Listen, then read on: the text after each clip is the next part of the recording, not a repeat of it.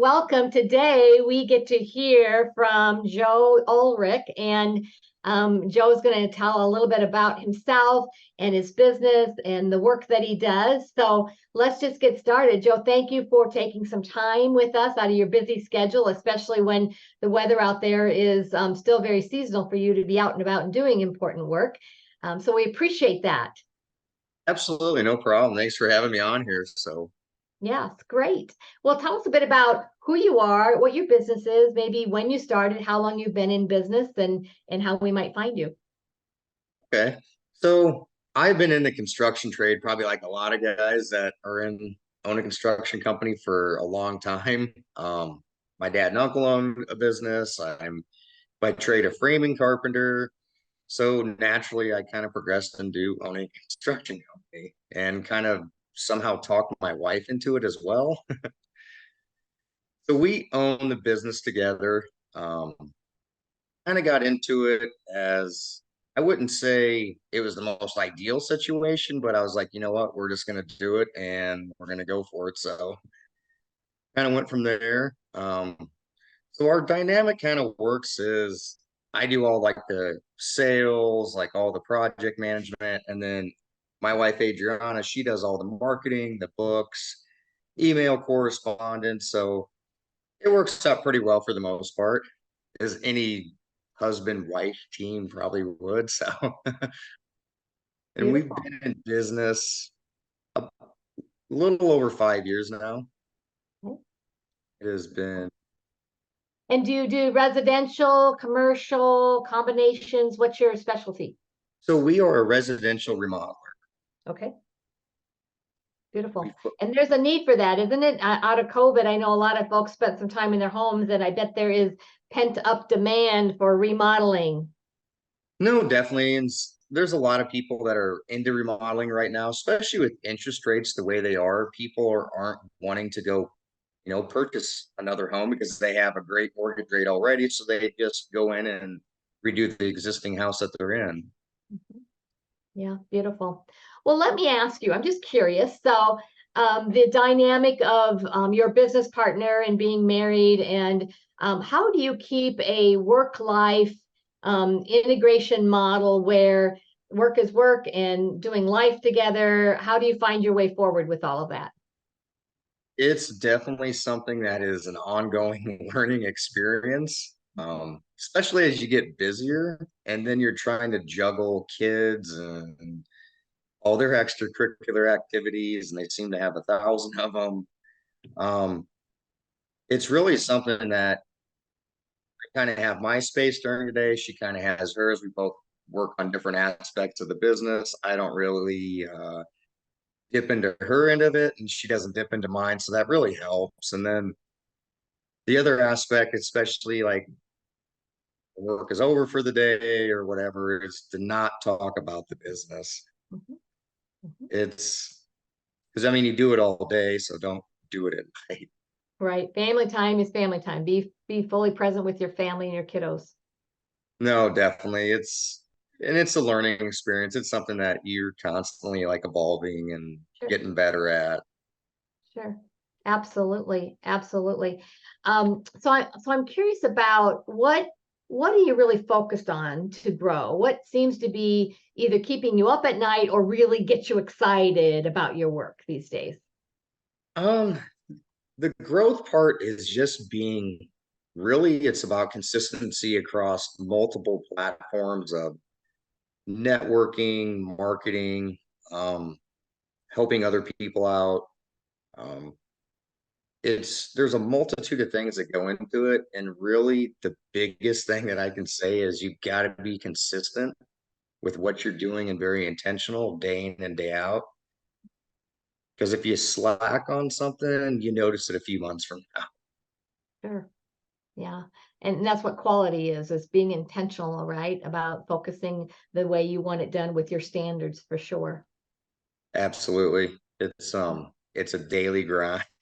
Daily grind. So speaking of daily grind, then what are you excited about learning? Is there something that's in front of you that you want to learn or in the process of learning?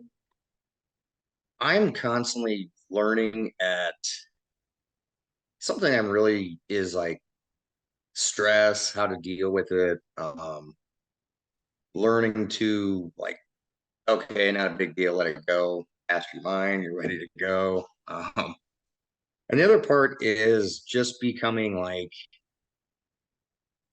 better, like in the way of conversationalist and stuff like that.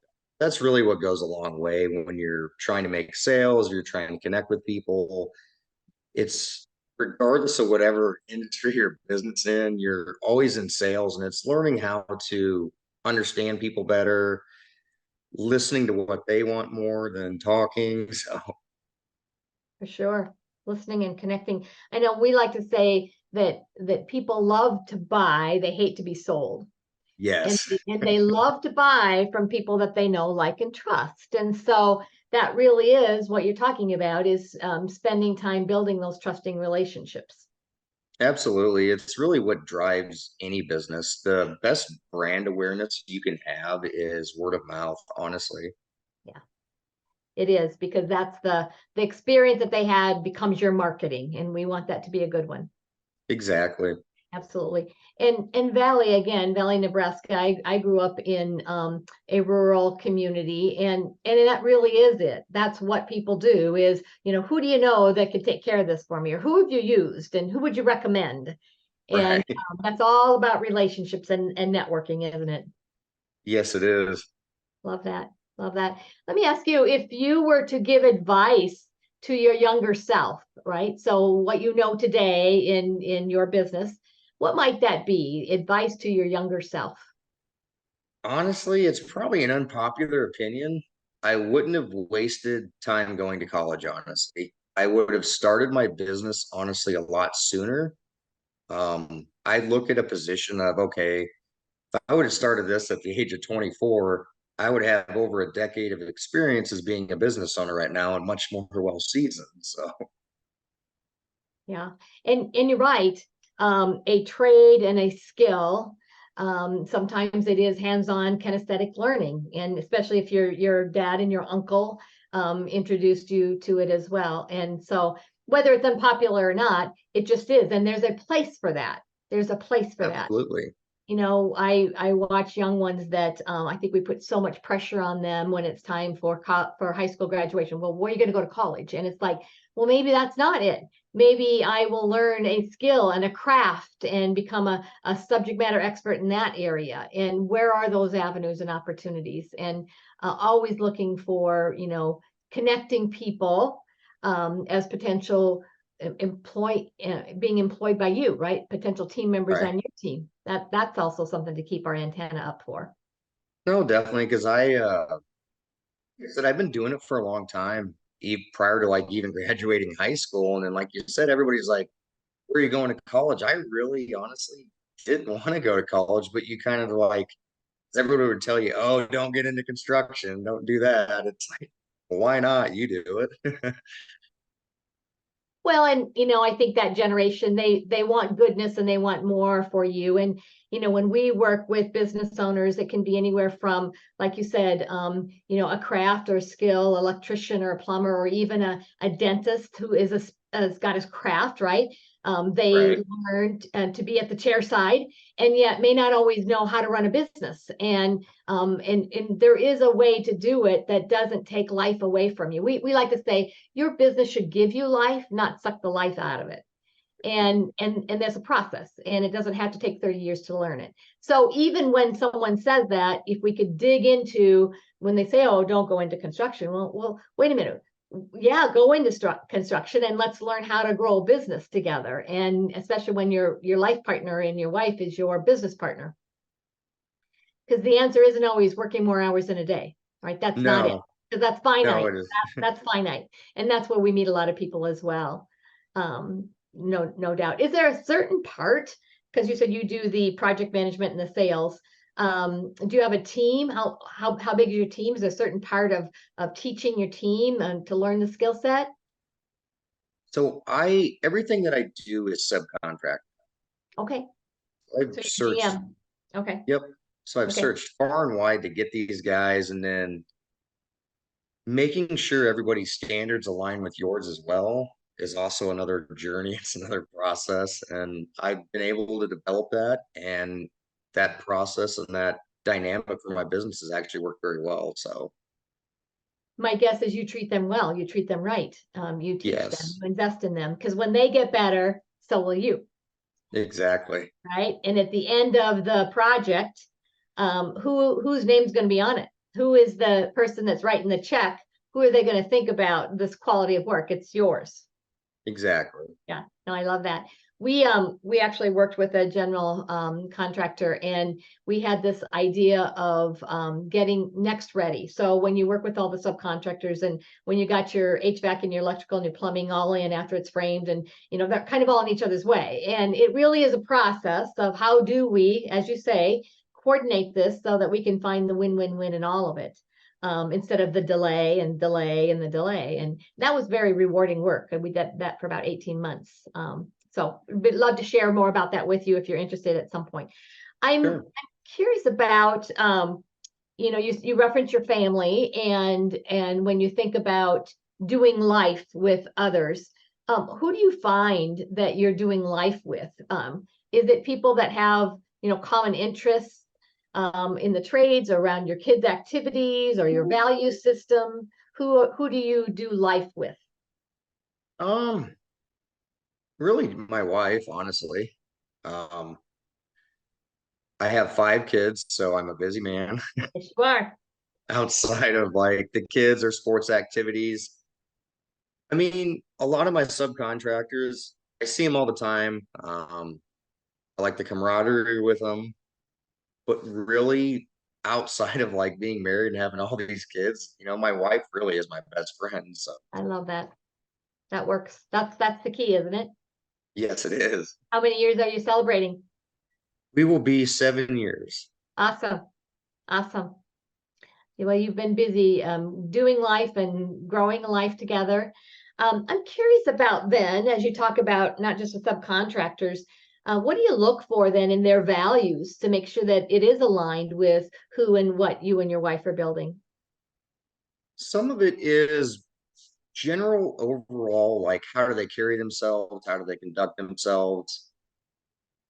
I wouldn't say so far as like they all speak proper English and that. It's more of like, how do they come across? Are they doing what they're telling me they're doing? Do they maintain and upkeep their appearance? Do they understand, like the basics of like schedules and stuff? Mhm. If you can find people that really match all that criteria, you're typically going to have a good subcontractor on Mhm. Mhm. And you. then you work with them and treat them right so that you can rely on them when they show up and they're reliable. That's an extension of who you are, no doubt. What Absolutely. And it's a two-way street. I mean, a lot of times that you hear these guys complain of quite a bit is we showed up to a job today, it's not ready, is Mhm. yours ready? And Mhm. it's, that's pretty rude on the other or that other guy, general contractor's part of, hey, this guy just wasted however much time and he's paying these guys, and it's a two-way street. There's a lot of give and take between, like the business, it is a business relationship, and making sure that everybody's being treated fairly and everybody's on the same, projection as far as like goals. So Absolutely. Absolutely. And they'll default to you when they have a choice of doing something when you treat them right. Curious, what do you see as one of your biggest challenges right now out there in the work that you do? um I would say really it's about gaining the trust of the people that you're looking to do business with, and that's more of like the homeowner. um I read a report, I want to say probably 4 or 5 months ago, that the construction or contractors are less trusted than like insurance agents and lawyers, and it's like, really? So you're walking in the door and right away they are like trying to figure you out. Okay, is this guy being honest with me? Is he just like gonna play games with me? I mean, it's so you're really working hard to build that trust, because really the construction industry is in a lot of ways still wild, wild west. So Well, especially since in your work, when you do remodeling, it's more customized, right? So the remodeling that I might want is going to be different than maybe the person next door. And correct. right, so there is a certain level of expectations that you need to manage as you're adding value to that experience, no doubt. No, absolutely. It's like you said, everybody's job and needs and wants are different than the previous person or the next person. So So what would be, do you think, uniquely different than about your company as a general manager as it might relate to somebody else? What is unique about yours? we are a complete design build firm. So I don't know anybody else that does this in my area. I offer basically a zero builder guarantee, like change order guarantee. And that is getting very, very intentional with plans, scope of work, selections. Like all this is done before we ever even consider signing or getting into like a build contract. Good, And that is showing them complete transparency of everything that you're getting with your product. beautiful. Well, that's where the trust begins, right? Yes. Say what you're going to do and then do that or follow up. And so there will likely be change orders as you bump into things. I mean, that's not necessarily a what you'll guarantee though is that you'll work with that change. Is that what the guarantee is? So there's three types of change orders really in my line of work. There's consumer, which is okay, we got into the build, we're already in a contract. And they're like, well, we thought about it over the weekend and we weren't originally going to paint this room. Can we just add that to it? Yeah, absolutely. There's builder generated change orders. And typically, what that stems from is lack of clarity and scope of work, allowances that actually you can't buy anything with. Yep. And a lot of times, basically, the lack of understanding of the project by the builder contractor themselves. So that's where builder generated change orders come from. And then the third one is circumstantial. And the circumstantial is I open up this wall and there's major structural issues or the electrical's wrong or something like that, something that we couldn't see. Right. And Yeah. The surprises.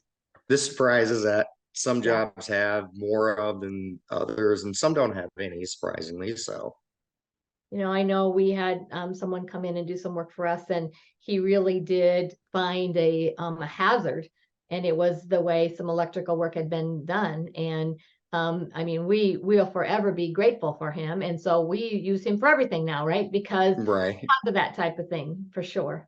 No, definitely. I think the biggest things you run into sometimes are their DIY projects Oh, sure. that were done in the past, maybe under a different owner. And the guy down the street fancied himself an electrician and called, even though he only did it for a summer, and went in there and they paid him with beer to do this. Yeah, no, I get it. And that is sometimes how things get done. And Oh, absolutely. maybe not just post COVID, but it seems like that was a lot of it as well, where things were tight for folks and such. So No, definitely. And then sometimes it really is just bad contractors from the past that did something on a project. So, beautiful, beautiful. Well, what else would there be that would be important for you to tell folks about you and your company? By the way, the name of your company is Valley Construction. Valley Construction, because we introduced you, but I'm not sure we said Valley Construction Okay. in Valley, Nebraska, right? So easy to remember.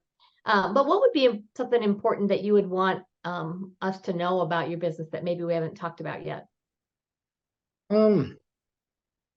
Really, for the most part, is just the honest and the transparency that I'm willing to give everybody up front.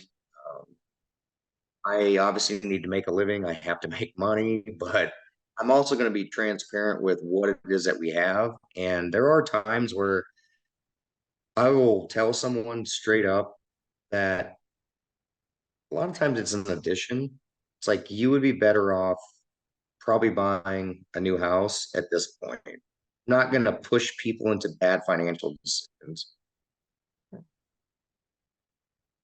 Well, and our homes are an investment, right? So, Absolutely. and when we think about it that way, and oftentimes we think of renovation as an expense rather than an investment in something that we're building an asset for. So even helping them see that would be an important mindset shift, I would think. No, definitely. It's sometimes it really does make sense. Sometimes it doesn't make sense for them to Right. do it. It's like I Beautiful. can do this addition, but you won't have a backyard. Right. And which do you value? Love it. Love it. Well, it has just been a joy to talk with you a bit today. And I want to thank you for that and make sure that people know how to find you. You have a very trustworthy face, by the way, so that helps as well. And anybody who's investing time in raising a beautiful family, I think even that lifestyle of living says a lot for you. So Thank congratulations you. on that as well. Thank you. I look forward to connecting with you. Absolutely. Same All here. right. Thanks, Joe. Thank you.